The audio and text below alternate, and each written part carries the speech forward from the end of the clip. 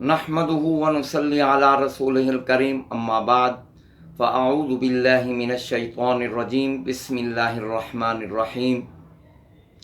सजादुर Rahman Asim Tajweedul Quran channel से हाज़िर खिदमत है और सलाम अर्ज़ करता है। तो आज के सबक का उन्वान है मीम साकिन के अहकाम। मीम साकिन के कितने अहकाम हैं, किस वक्त जारी होते हैं, किन हरफों के आने से वो अहकाम जारी होते हैं, ये चीज़ बयान की जाएगी।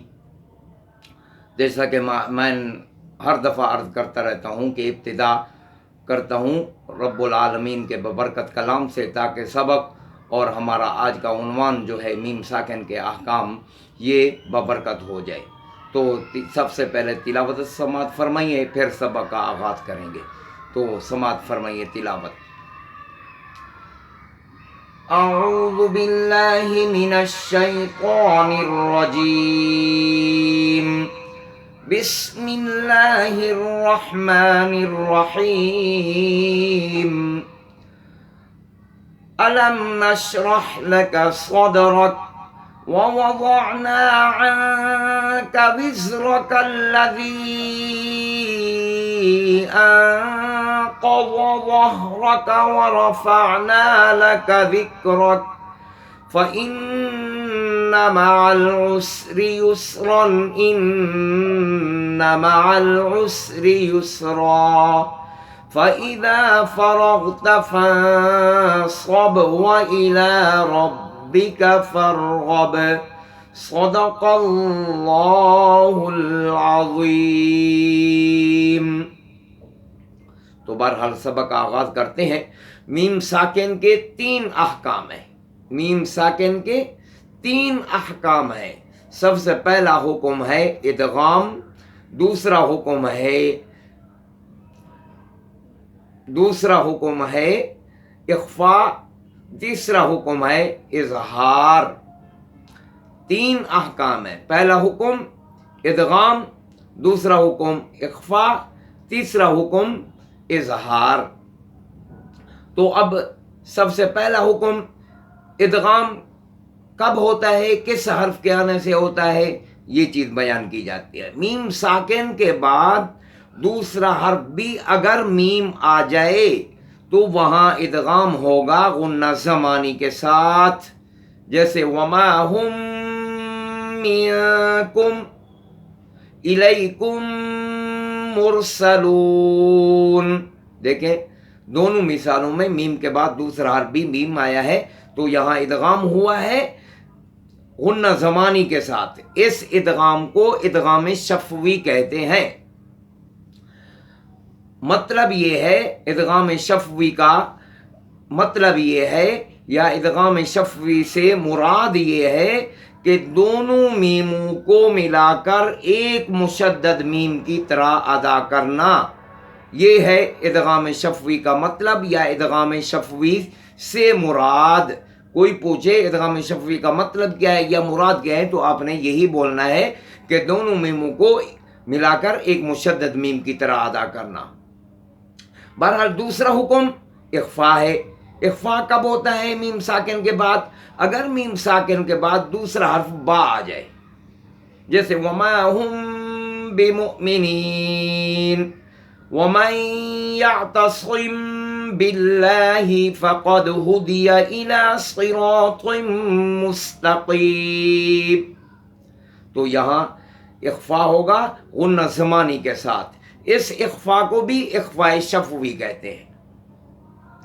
अब मतलब या मुराद क्या है इख्फा शफ़वी से?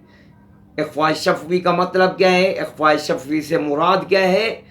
वो मुराद ये है कि मीम के अदा करते वक्त,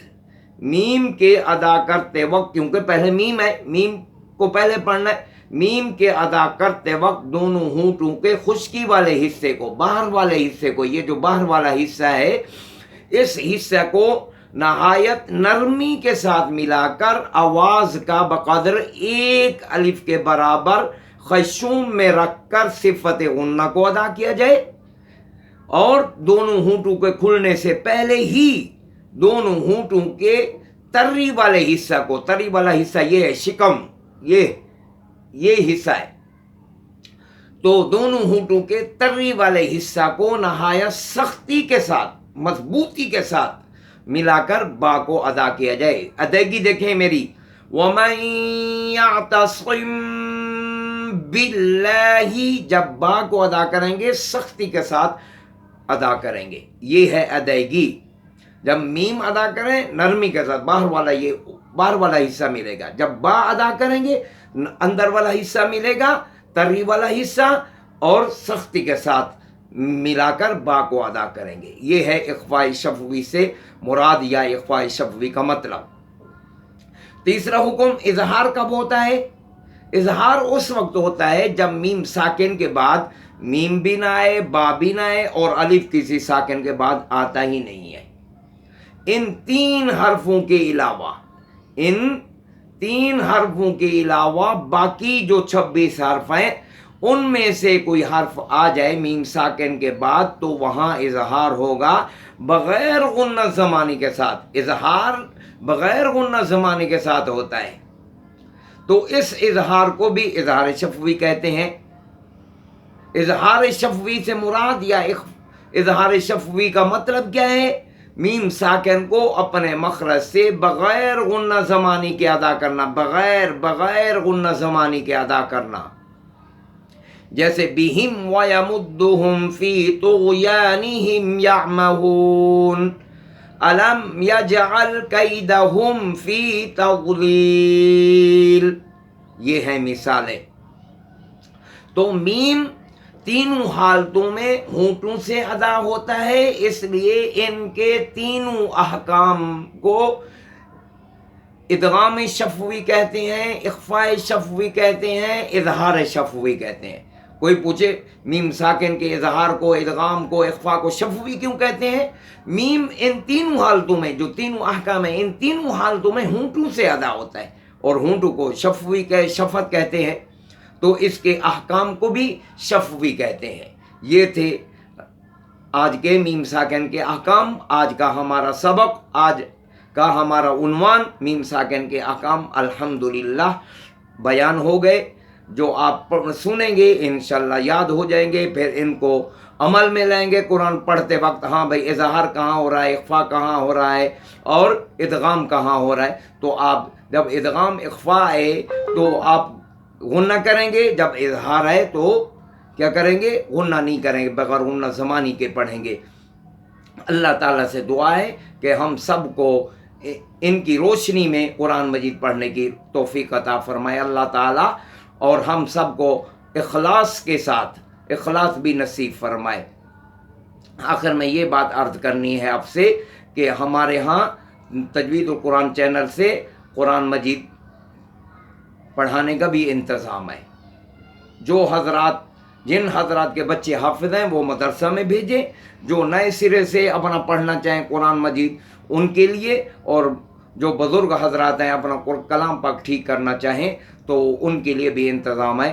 ہمارا واٹس ایپ نمبر ہے 0301288380 0301288380، یہ ہمارا نمبر ہے، اس پر رابطہ کریں گے تو انشاءاللہ آپ کی جو خواہش ہے انشاءاللہ پورے ذوق اور شوق کے ساتھ، جوش کے ساتھ پوری کی جائے گی۔ وما علینا الا البلاغ المبین، وصلی اللہ علی النبی المصطفی المختاری محمد وآلہ واصحابہ الاطہار برحمتک یا ارحم الراحمین۔